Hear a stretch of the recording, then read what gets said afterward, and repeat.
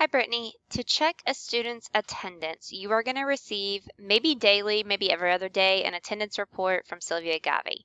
It will come to your Outlook email and it will look like this. This is the one she sent us today. So when you access that, you're just going to want to double click, and it's always password protected. So you'll want to enable content, hit continue, and you'll scroll all the way to the first because you'll be able to see the students' names. So how I use this is if I am searching for a particular student.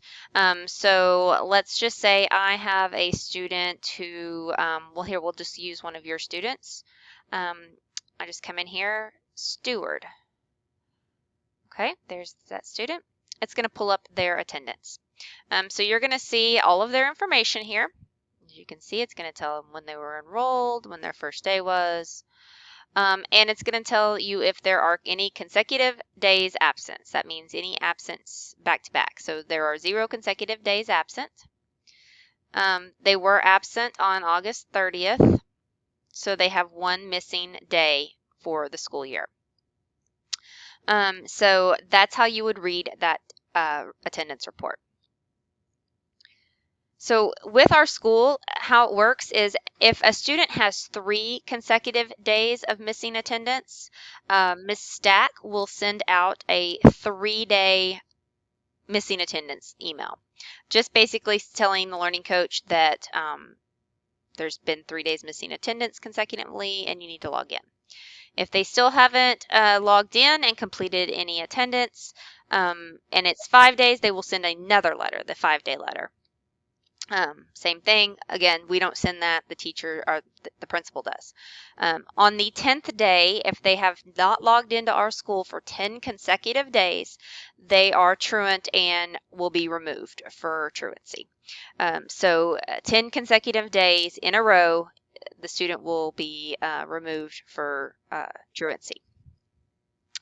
But you can check their other daily attendance because, of course, you know, as a learning coach, they're going to have missing days, but if they work on the weekend and holidays, they have makeup days. So let me look here and try to find a student that has some of both. Okay, this one right here. We'll just use Hannah Eastman. So I just kind of scroll over here and I can see she doesn't have any consecutive days absent, so she hasn't missed back to back.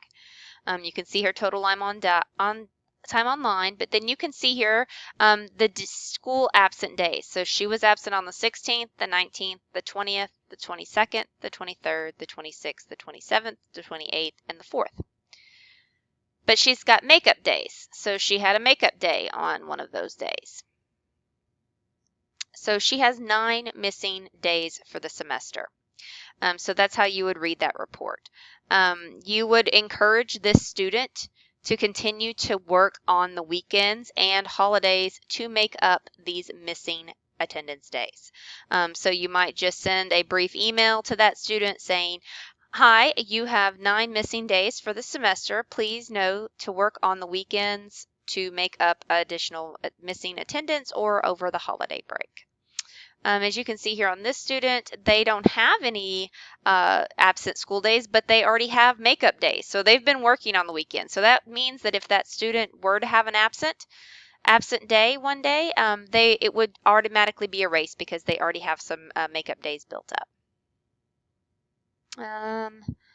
Let's see. Let's go down to this one here. This student was absent on the 6th of September. But is showing only, but has several makeup days. So they've already used some makeup days to make up the absent days. So they have 1 absence that they still need to make up. And you can see that reflected here. And I don't know if we have any on here that have consecutive days. Let's see. She may have already pulled those off. Not looking like it.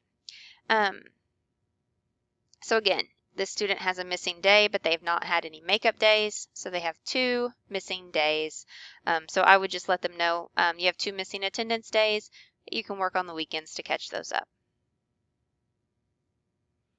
And most families know that and do that. So really, we just want to watch if there's 3 or more missing days.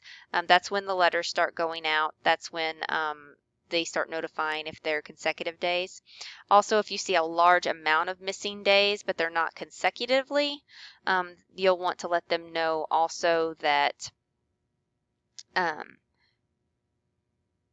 they need to log in on that weekend time to make up those days or over a holiday break. But I always just, if I'm searching for one student, I'll just come and search for their name. That way it only shows that student's information.